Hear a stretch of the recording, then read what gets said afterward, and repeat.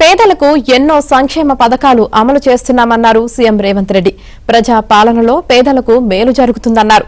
మెదక్ జిల్లా అభివృద్ధికి ప్రభుత్వం చిత్తశుద్ధితో పనిచేస్తుందన్నారు సీఎం రేవంత్ రెడ్డి. క్రిస్మస్ సందర్భంగా మెదక్ చర్చిలో సీఎం రేవంత్ రెడ్డి ప్రత్యేక ప్రార్థనలు చేశారు. మీదను మిగతా మంత్రులందరి మీద దేవుడు నిండుగా దయచేయను గాక.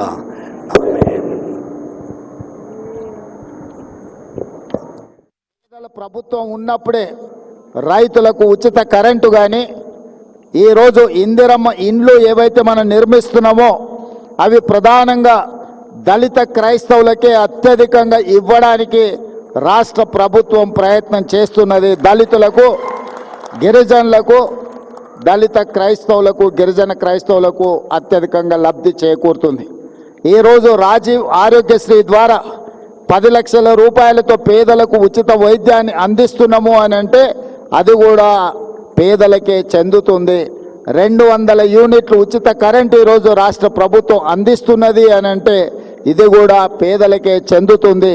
500 రూపాయల పంట బోనస్ వరి పండించిన వాళ్లకు ఈ ప్రభుత్వం ఇస్తున్నది అంటే ఇది కర్షకులకు వారికి చెందుతుంది. 21,000 కోట్ల రూపాయల రైతు రుణమాఫీ చేసినామంటే పేద రైతులకే ఈరోజు ఆ రుణమాఫీ అందింది.